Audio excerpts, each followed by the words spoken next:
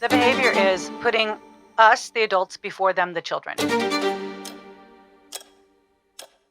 It's prioritizing what adults want above what children need. That is it. And it actually goes completely against the biblical mandate that we have for the strong to sacrifice for the weak. I mean, that is what we see not just explicitly stated in Scripture, but also cosmically demonstrated for us by our own Savior. And instead, in the world of marriage and family, we are forcing the weak children to sacrifice for the strong adults. And it's not just the gays that are doing it. It's everybody.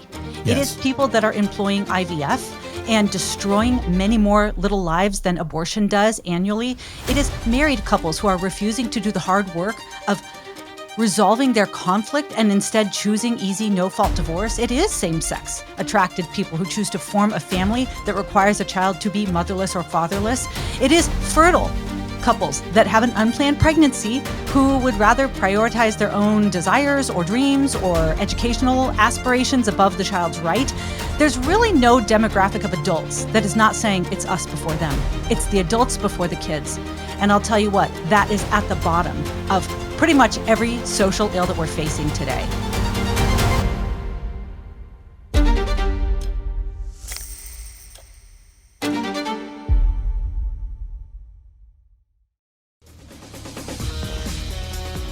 Ladies and gentlemen, there's a $300,000 matching gift to Cross-Examine, which means any money you give from now to the end of the year will be doubled. So please go to crossexamine.org, click on donate.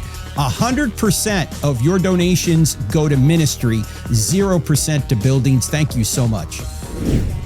Ladies and gentlemen, a lot of you are not going to like what we're going to say here on this podcast. I can tell you right now, much of what we are going to say is going to be very unpopular with the culture. So before I get into this, I want to ask a question of you.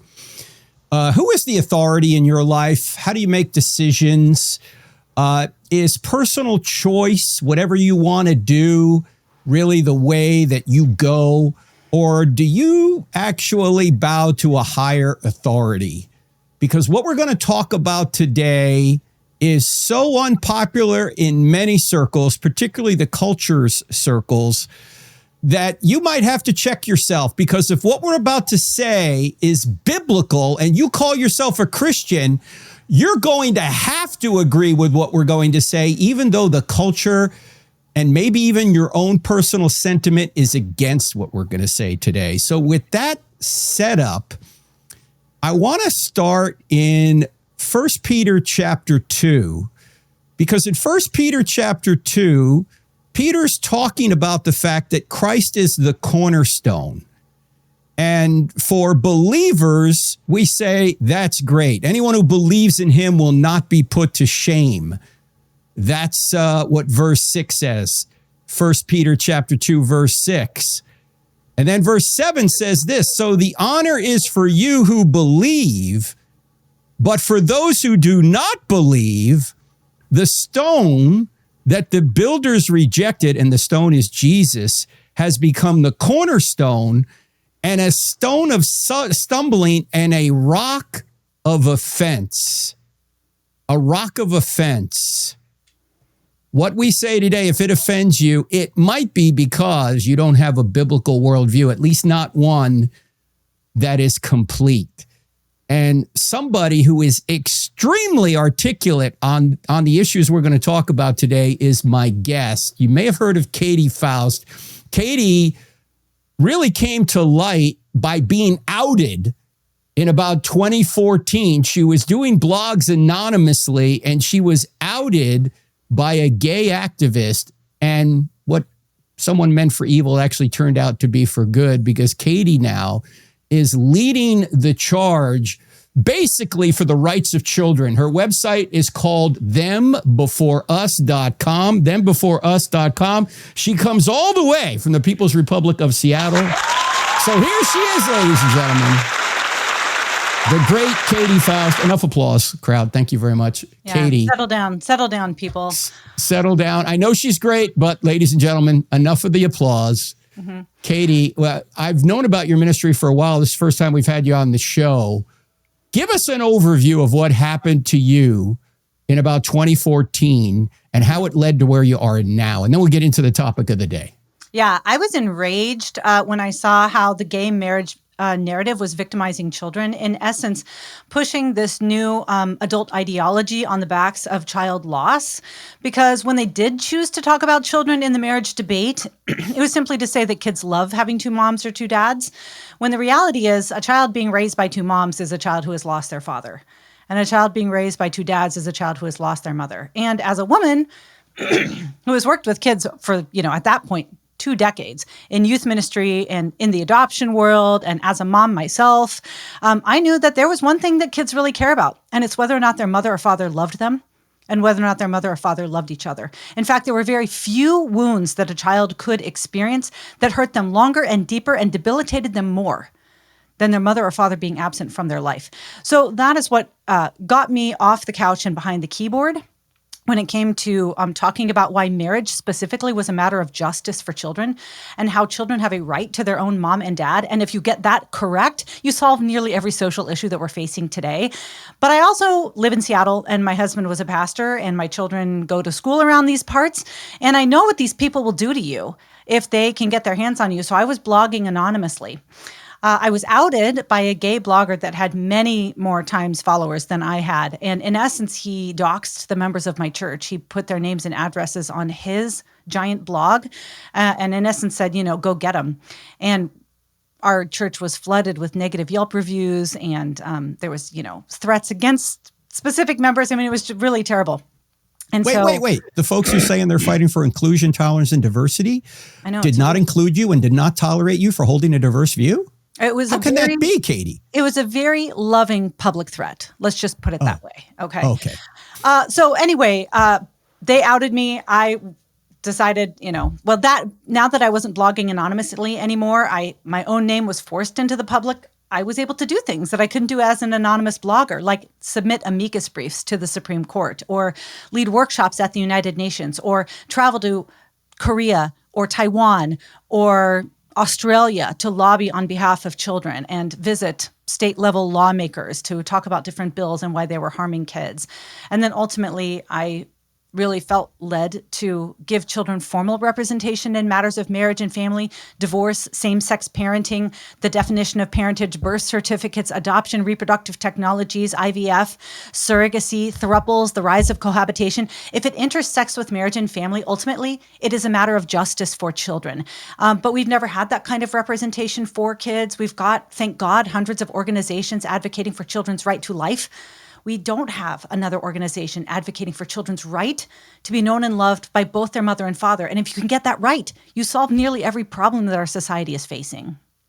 Yes. In fact, unpack that for us, because people don't understand how important the biological two-parent family is to kids and then therefore society, because if that breaks down, the biological two-parent family, all sorts of crime and social problems arise. Can you unpack that for us a little bit, Katy? Yeah, sometimes when I go speak at conferences or to groups of students, I ask them a multiple choice question. If you could solve one of these issues, which one would it be? And then I give them some options: teen homelessness, child poverty, teen suicide, teen pregnancy, high school dropout rates, high incarceration rates. Choose one. And I'll get some people volunteering for, I'd like to, the suicide thing is really, oh no, I'm burdened by child poverty. Oh, I volunteered, to help at-risk students. And then I say, how many of you guys had a hard time choosing? How many of you wanted an all of the above option? And everybody raises their hand, because all of us are just absolutely burdened by the ways that children are falling prey to these social ills. And I said, there is one. There is one thing you can do. There is an all of the above option here. And that is unite children to the two people to whom they have a natural right, their own mother and father. Why is that? Because there's something that all of these different at-risk demographics have in common, and that is family breakdown and absent fathers. 90% of teens on the street don't have a dad. 70 to 85% of inmates in state-run institutions grew up fatherless. 71% of teen pregnancies fatherless. 63% of teen suicides fatherless. 71% of high school dropouts fatherless. I mean, you cannot find a social ill that does not ultimately lead back to children being denied their right to their mother and father. The problem with this is that even if you throw hundreds of millions of dollars at these problems, like we have tried to for the last couple decades, it doesn't work. It is not a monetary problem. It's not a government problem. It is a solution that can only be solved when individual adults reorient their sexual decisions, their relational decisions, and their adult choices around the fundamental rights and needs of children. And unfortunately, in our current day culture, sexual autonomy is our functional God. And so we are challenging one of the idols around which people are the most fiercely protective. Yeah, that's the case. Certainly. That's the idol that I want to do whatever I want to do with whomever I want to do it sexually. And of course, that problem leads to so many other problems, or that state of mind leads to so many other problems. As you pointed out, the question is, how do we reorient people toward that?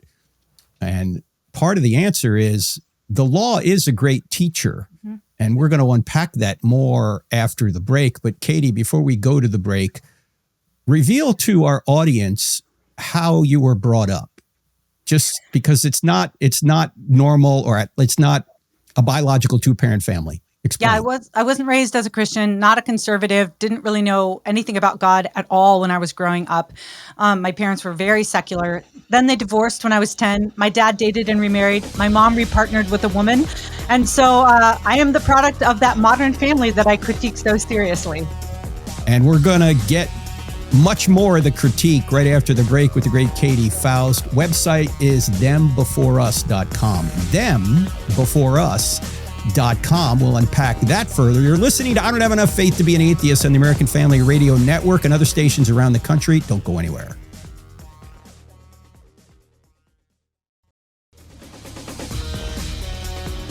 If you could change one thing that people do in their lives, what would it be and why? Because my guest today, Katy Faust, says that more problems arise from one particular behavior than virtually any other behavior in our society, and it hurts kids the most. Katy, what is that behavior?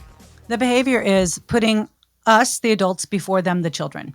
It's prioritizing what adults want above what children need. That is it. And it actually goes completely against the biblical mandate that we have for the strong to sacrifice for the weak. I mean, that is what we see not just explicitly stated in Scripture, but also cosmically demonstrated for us by our own Savior. And instead, in the world of marriage and family, we are forcing the weak children to sacrifice for the strong adults. And it's not just the gays that are doing it. It's everybody.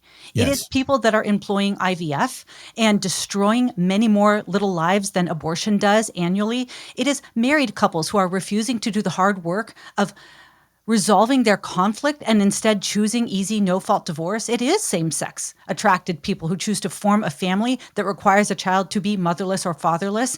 It is fertile couples that have an unplanned pregnancy who would rather prioritize their own desires or dreams or educational aspirations above the child's right. There's really no demographic of adults that is not saying it's us before them. It's the adults before the kids. And I'll tell you what, that is at the bottom of pretty much every social ill that we're facing today. Now, did any of your upbringing, the fact that your parents divorced at 10, and then your father got another partner, and your mother got a woman partner. How did that affect you growing up? And did that in any way encourage you to be such an advocate for children? I would say it was probably the reverse, because I actually wanted desperately to keep both of those relationships, to stay in relationship with my father and my mother. I was close to them before their divorce, and thank God I was close to both of them after the divorce, even though having different partners or spouses in their life greatly complicated my upbringing, like any child of divorce will be able to understand. Instability is a fixture of a child's life post-divorce, navigating new dynamics, new partners or spouses, maybe if they bring another child into the home, maybe if they have another child, and then that marriage breaks down, and then the moves. I mean, like, it is not an easy life to be a child of divorce. But I will say that one of the primary motivations that I had was I loved my mom and dad, and I never wanted to lose either one of them. And so that kept me from speaking up a lot of the time, because I knew that they were not on the same page as me when it came to these ideas about biological reality and the benefit that a child's own permanently married mother and father bring to a child's life. Even though I think both of them would recognize that there was significant loss and instability that I experienced because of their choices. On the whole, they probably thought, well, she turned out really well, so I guess, it's all okay. So that kept me, I think, from speaking up. And I don't think that I suffered some kind of father wound. I mean, if you Google Katy Faust, you might say, woman raised by lesbians supports traditional marriage.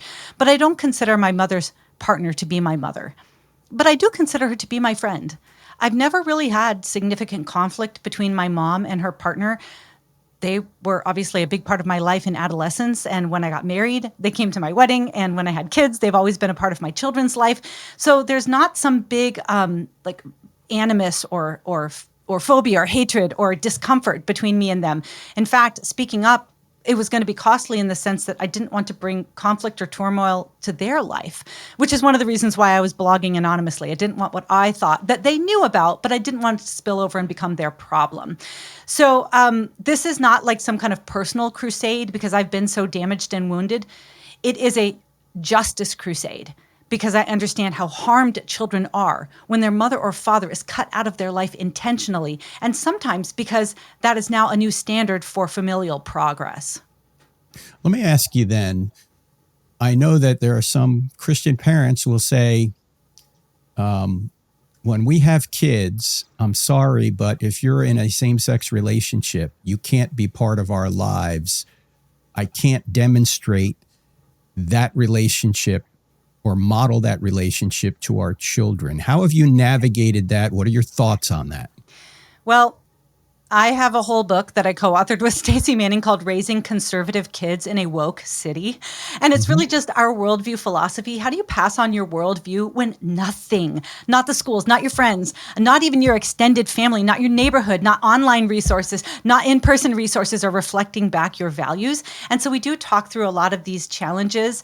I also specifically just wrote a Substack on what do you say to your young kids when your brother and his new male boyfriend are coming over for Thanksgiving, or your dad, who's now in his 60s, is coming for Christmas and he wants you to make up a bedroom for him and his new girlfriend, even though he's only been divorced from your mother for 3 years and she's 5 years older than you? Like, what do you do with that kind of thing? Because you still want a relationship with the people that you love, and yet your primary duty is raising your children. And sometimes those relationships are going to come into conflict, right? Your job to honor, or your calling to honor your parents, your longing to love your siblings, but your duty to raise your children in love and admonition of the Lord. And I would say that that actually is a calibration that needs to be made depending on the ages of your kids. So kids that are in elementary school that are like 10 and younger, you're going to take much more of a protective stance. You're going to filter out messages or people that are seeking to evangelize them into a worldview that goes counter to what the Bible says.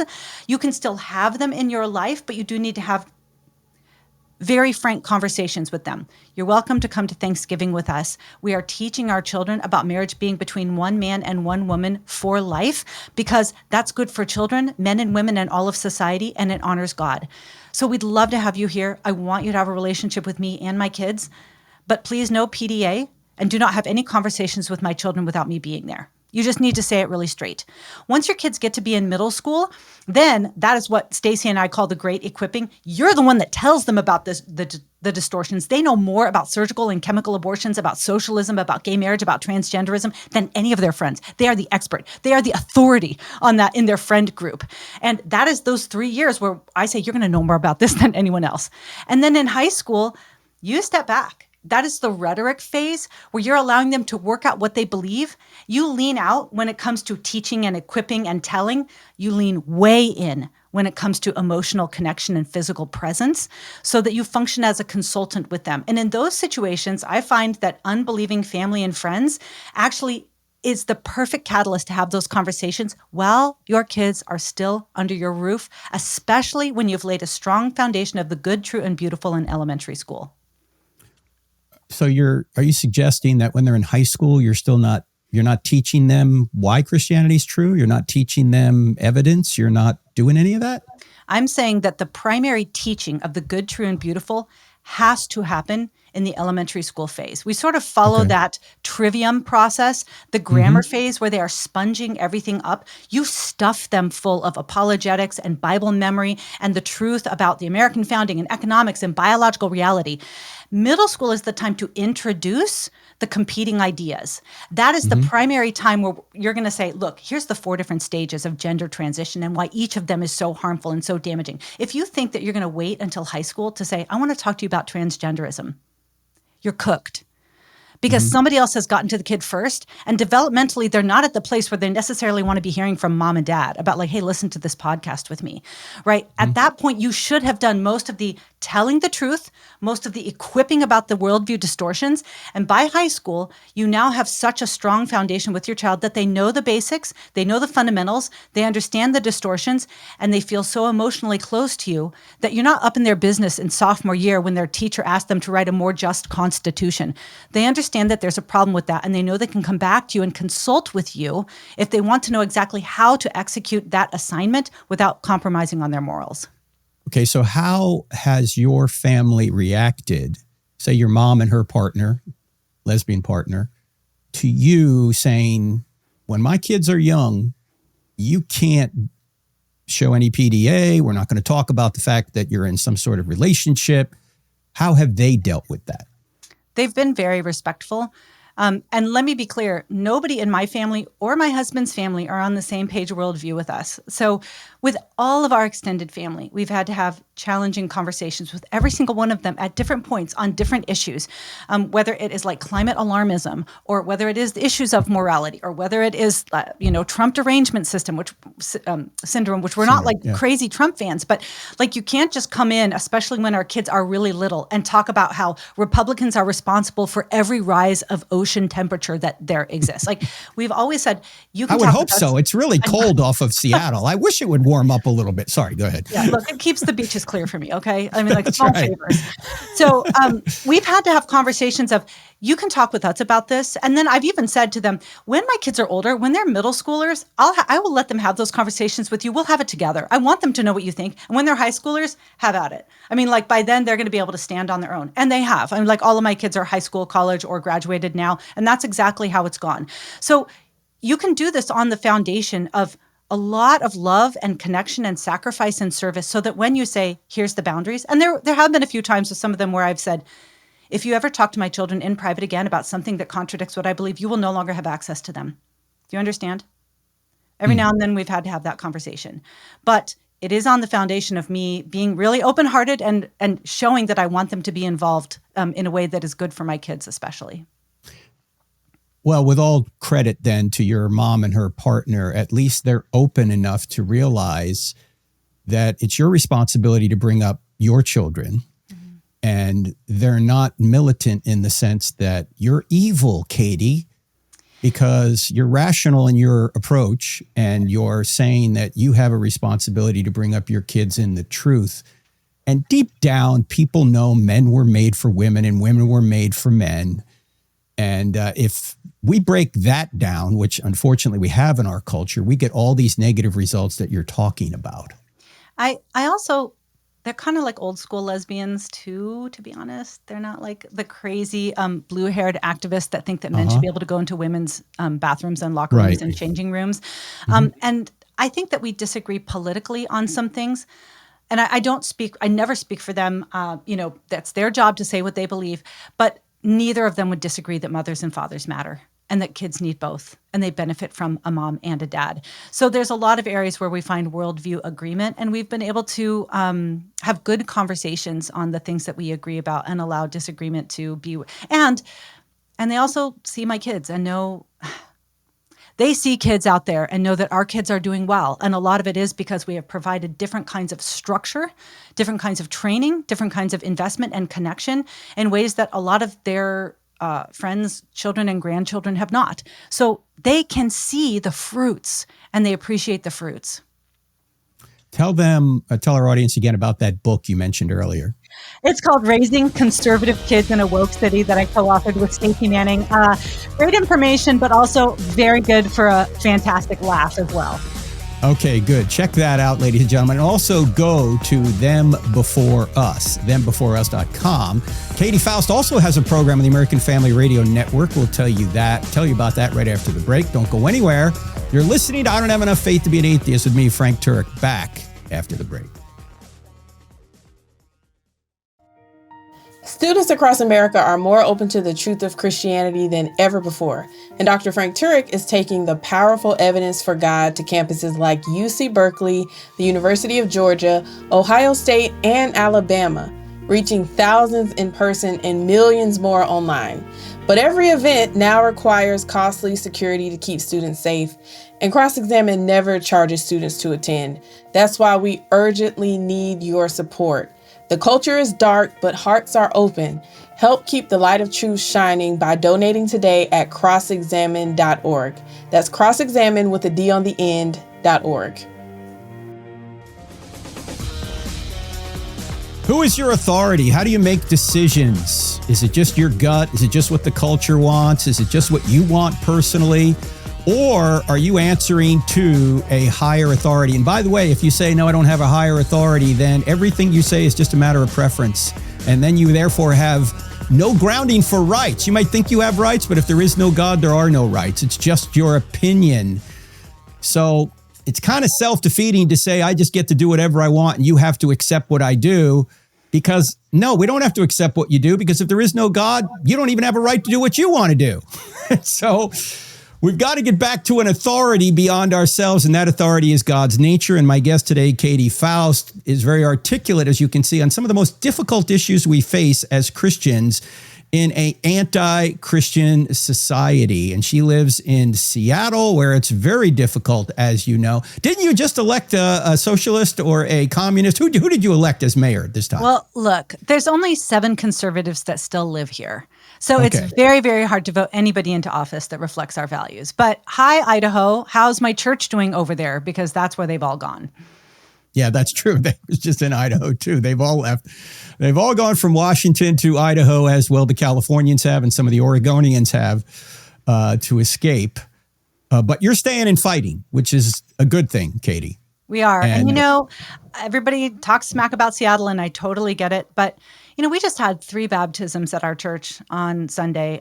One of them was a kid whose dad is somewhere in the Midwest. His mom is a Buddhist, stepdad's a Buddhist.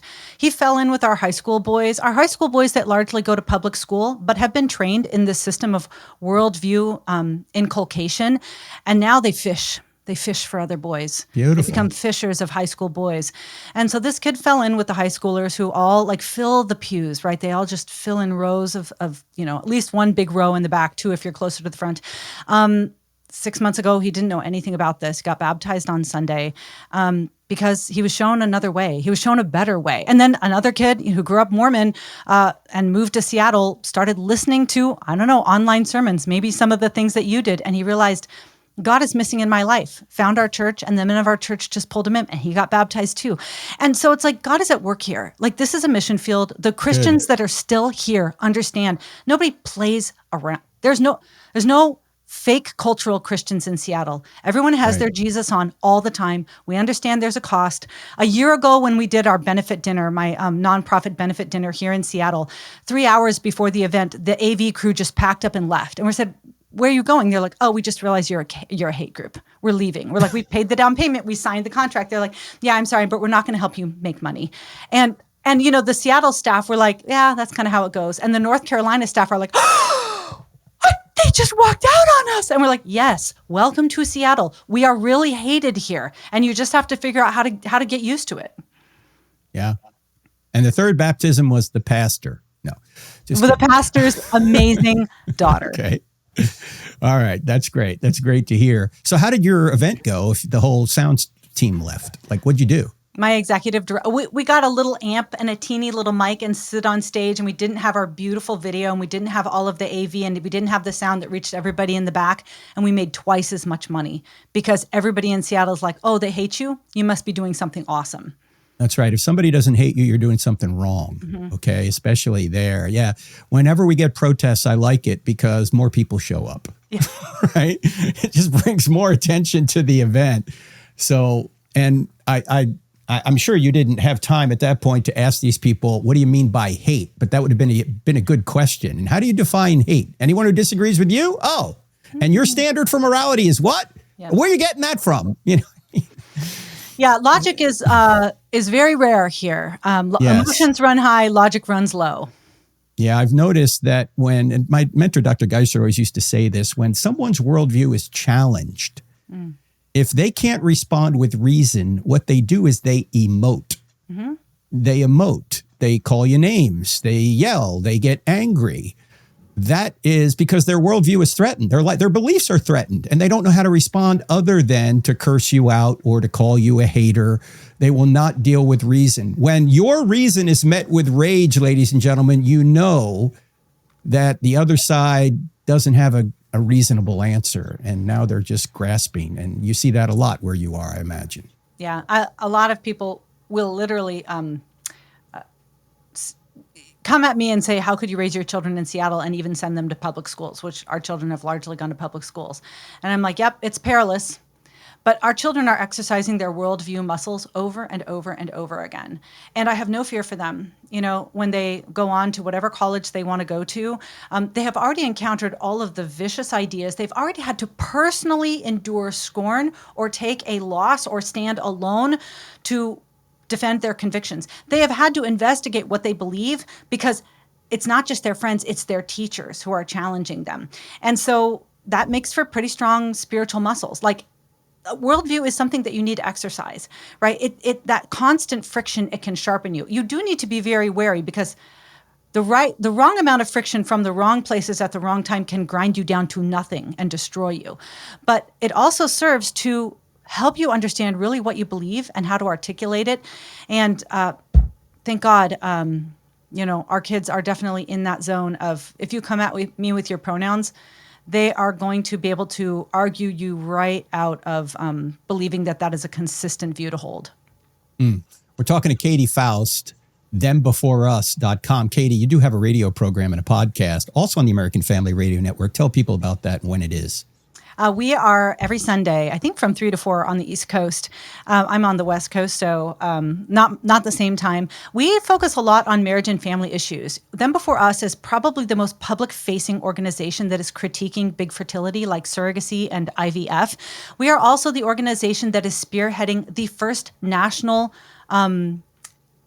attempt to roll back gay marriage. We are going to stomp out legal gay marriage because it victimizes children. When you make husbands and wives optional in marriage, mothers and fathers become optional in parenthood laws.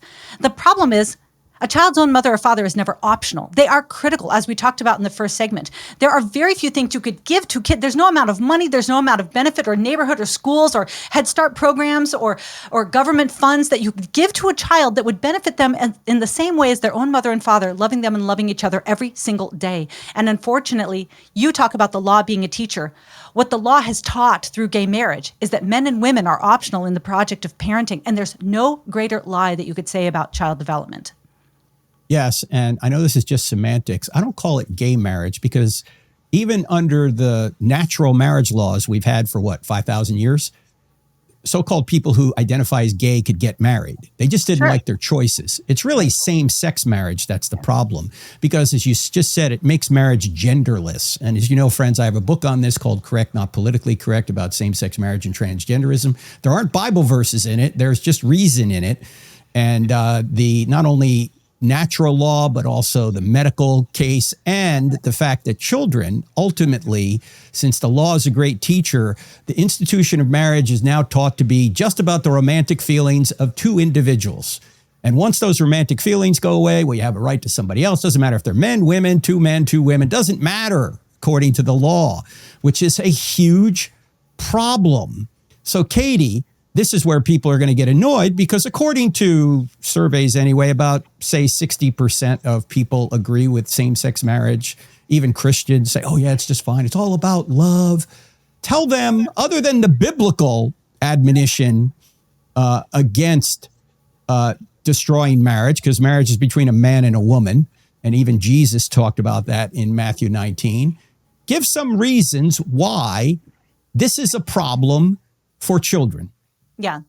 Marriage is distinct for kids because it's the only relationship that unites the two people to whom they have a natural right. And the way that Jesus defined marriage had three distinct characteristics: monogamy, permanence, and complementarity.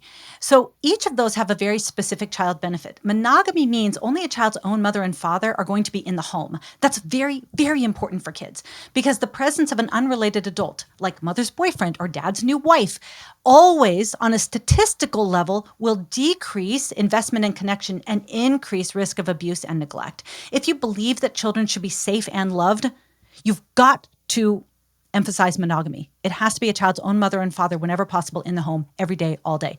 Number two, permanence. Children don't just need that safety from their own biological mother and father for the first 2 days or 2 months or 2 years of 12 years of their life. They need it all day, every day.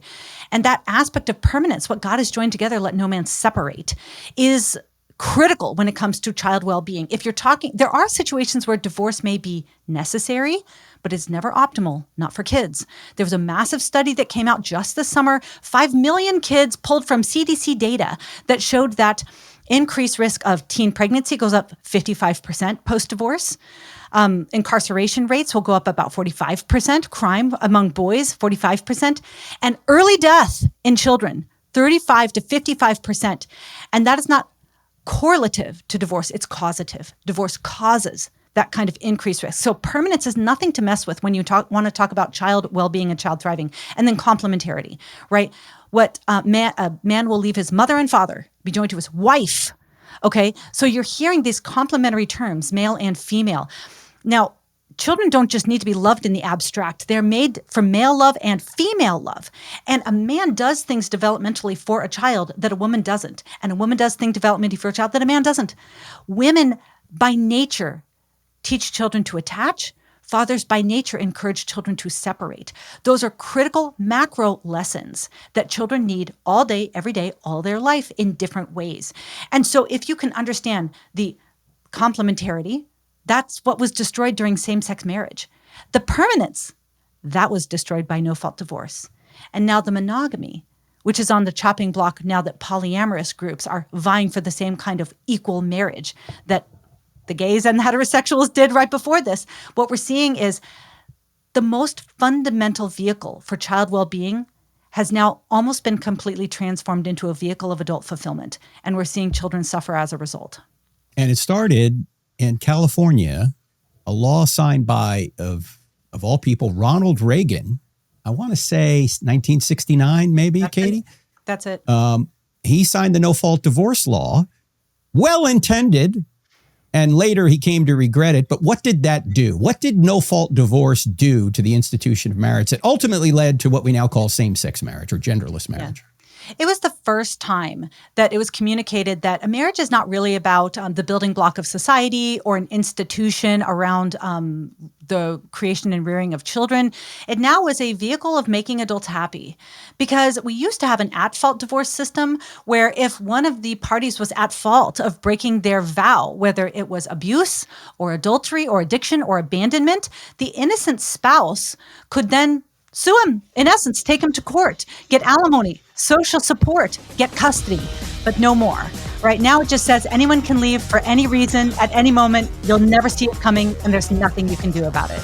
We'll unpack that further right after the break. And I know a lot of people are getting upset now because maybe you're divorced or you're thinking about divorce. What should you do? We're going to talk about it right after the break with Katy Faust, thembeforeus.com, thembeforeus.com. Don't go anywhere. Back after the break.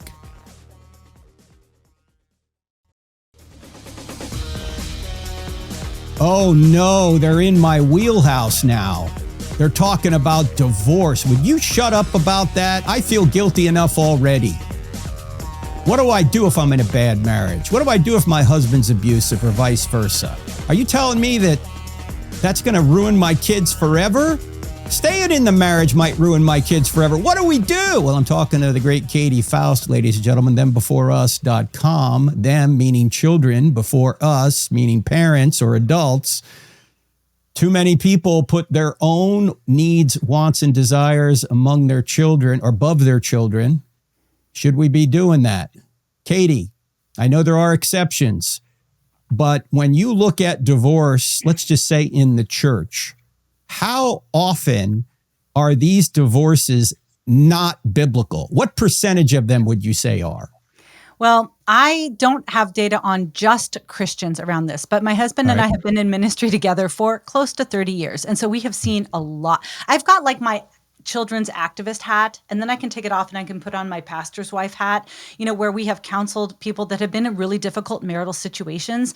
I mean, most marriages are going to go through challenges at some point for a few years at least. Some of those challenges are going to be very, very significant. So I'm not going to minimize the struggles that my husband and I have been married 27 years. We had a couple years that I call the warring years, where he would pull in and my shoulders would get tense and I'd just get ready to fight. And we had to do some very serious work. He signed us up for a 1 week intensive counseling session because we just needed to lock horns and work it out. And we did, but it wasn't a great couple of years. As Rodney Dangerfield said, my wife and I were happy for 20 years. And then we met, right? I mean, there's always, you put two broken people in one relationship, there's always going to be trouble. But I love what Gary Thomas said about this. I'm paraphrasing his subtitle of his book, Sacred Marriage. He said, what if God made marriage more for our holiness than our happiness? Yeah. Which I think is an interesting insight. But sorry, go ahead. So you've had your own marriage issues. Yeah. And more than that, we've walked alongside, honestly, in church, in friend groups, just now that I'm kind of out more in the national scene, I do a lot of kind of covert counseling of people that feel like they don't have anyone to talk to. I mean, we've now counseled hundreds of couples that are dealing with marital issues. So I'm not going to minimize the struggles in marriage. But what I am going to say is, barring abuse or infidelity or significant addiction, what divorce is it's a transference of the hard work from adult to child. Right? Whatever it is that you're struggling with, right? The communication issues, or maybe the pornography problems, or the childhood baggage that is coming up, or the financial issues, or I just don't feel seen. He doesn't understand me. Why do I have to do 50% of the housework when both of us are working, or whatever? What you're doing is you're saying, hey, this struggle that I'm having, it's too heavy for me. Here, kid, you take it instead. That's what divorce is. And so someone is going to do the hard thing. And unfortunately, we've got a lot of national narratives, and there is a whole industry of divorce influencer on Instagram especially that is talking to women and telling them that your kids are going to be fine. In fact, they want you to be happy. They want you to go out and find the guy that really understands you. And it's your trainer at the gym. I mean, he's going to treat you right. That husband of yours, he comes home. Yeah, I'm sure that he works all the time and he's a lineman and he's exhausted, but he can't just come home and put his feet up and fall asleep on the couch. Here you are doing unpaid labor all day and he doesn't appreciate you. I'm sorry. Get over it. Go to counseling. Find the people that are going to be able to help you reform. Get accountability. Someone is going to do the hard thing here. Don't pretend like no hard thing exists. It's just your job, the parents, to do it instead of the child. Yeah. And marriage is hard. Divorce is harder. Yeah. Especially on the kids. You think that divorce is the end of fighting? You're just going to not be married and keep fighting. And then you're going to make your kid the go-between. Right now, your kid is going to be the mediator between the adults. And that's something, at Them Before Us, one of the things that we do is we catalog the stories of children who have lost their mother or father. And we've got 3 different groups. We've got the children with LGBT parents. We've got the kids created through reproductive technologies. And we've got the kids of divorce and abandonment. And each of those 3 categories have sort of their distinct distinct struggles, but they all share one thing. Any of these, what we call desire-based losses, it's not tragedy-based losses. It's not because a parent died. They lose their mother or father because adult desire is prioritized above their fundamental rights and needs. And all of these groups, children of divorce, children with LGBT parents, children created through sperm or egg donation or surrogacy, they all have something in common. And that is that there is a reversal in the parent-child relationship. So parents, as the adults, are supposed to be supportive, understanding, and accommodating of children because they are older, they have volition, they're fully formed, cognitively. But when you have these desire-based child losses, there's a role reversal. Now the child has to be understanding, supportive, and accommodating of the adults and what they want, their new partners, their new desires, their lifestyle choices, right, where they want to move, the people they want to see. And now it's the child that has to shuffle between two homes and bounce between schools and miss out on their friends. And, there was one study that was done by a researcher called Elizabeth Margaret, and she did a study called Between Two Worlds and ended up writing a book about it. And she found that even in the good divorces, right, the ones where there wasn't any high conflict and the parents weren't throwing plates at one another during the custody exchange, 50% of those kids developed two different personalities because the world at mom's house and dad's house were so drastically different rules, different screen times, different people in their life, different bedtimes, that the kid had to become a different person in the drive from dad's house to mom's house. So don't pretend like it's no big deal. It's not going to cost you. The kids are resilient. They're going to get over it. No, you are foisting lifelong loss on your kids. And not just like the risks of increased crime and teen pregnancy and early death. There was a study in 2017 that showed that father loss to death, incarceration, or divorce shortened the length of a child's telomeres. That's the end cap of their chromosome. And telomeres are responsible for health and longevity. So children who lost their father to divorce, which about 40% do after 2 years, they won't see their non-custodial parent again. Those kids have shorter lifespans and poorer health for the course of the rest of their life. So when you're talking about divorce, you're talking about messing with something that is going to have implications for decades to come for your kids. Answer me this, Katy, if you would. I don't know the answer. It just struck me that, say, a dad dies from an accident or cancer or something. A kid can understand that. Is it better on a kid? Neither is good, obviously, but if the father dies rather than the father walks out on the mom, is there any data on that? Yeah, we have 2 studies that look at outcomes for kids when they lose a parent to tragedy or they lose a parent to divorce. And overwhelmingly, the kids who lose a father to death do better. Now, why is that? Number one, because they obviously know that the parent would be there if they could. They still feel, I've talked to so many people that have lost a parent to death where they say, I loved him and I knew that he loved me and I knew that I was the thing that he was going to miss the most. And he told me that over and over. I'm so sorry. I'm not going to be able to see you get married and see you have your own kids. And like they think about their father and they still feel loved by him. Whereas when you've got a father that you do not see because of divorce or abandonment, they know that he has made a choice.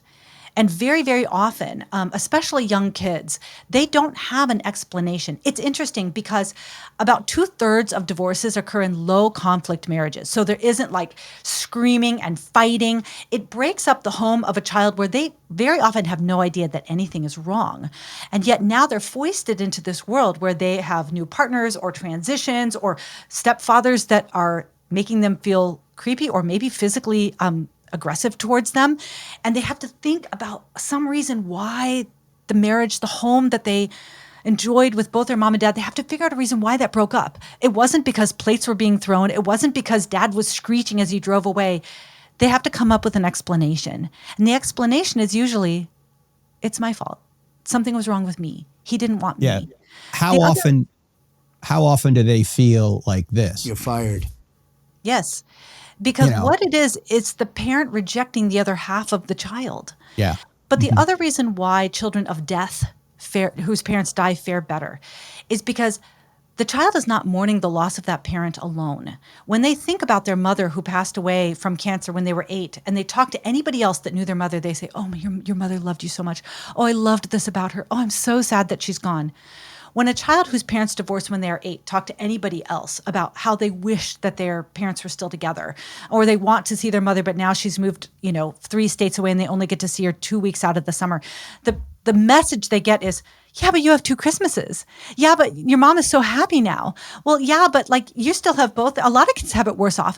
The child is isolated in their grief and mourning and their questioning, whereas the child of death has a whole community that's reflecting back their loss. Mm-hmm. So yes, there's a drastic difference between children who lose their parents to tragedy and children who lose their parents because adults didn't have the stones to do hard things on behalf of their kids. Katy, we got about a minute to go, and I know there's a lot of people going, I wish Katy and her husband were my pastors.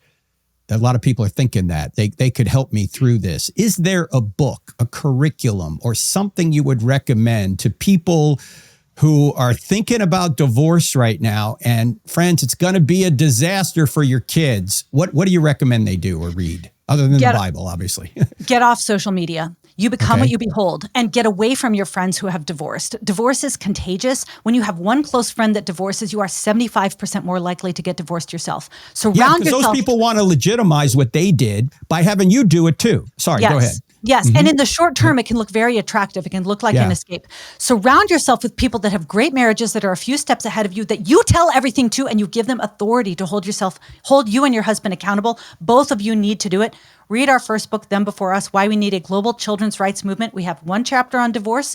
You will have no illusions about the impact this will have on your children if you refuse to do the hard thing. Any books on marriage that you think are helpful? Anything come to mind? I mean, Sacred Marriage by Gary Thomas. You got... Okay, he's great. Love and Respect. Yeah, Love and Respect is good. I will tell you, one of the best marriage books I've ever read was Real Marriage by Mark Driscoll and his wife. Really? I know that he's a bit controversial, but I thought he nailed it. All right, Katy Faust, ladies and gentlemen, amazing interview. We're going to have you back on, Katy. We got a lot more to talk about. ThenBeforeUs.com. ThenBeforeUs.com. Thank you, Katy.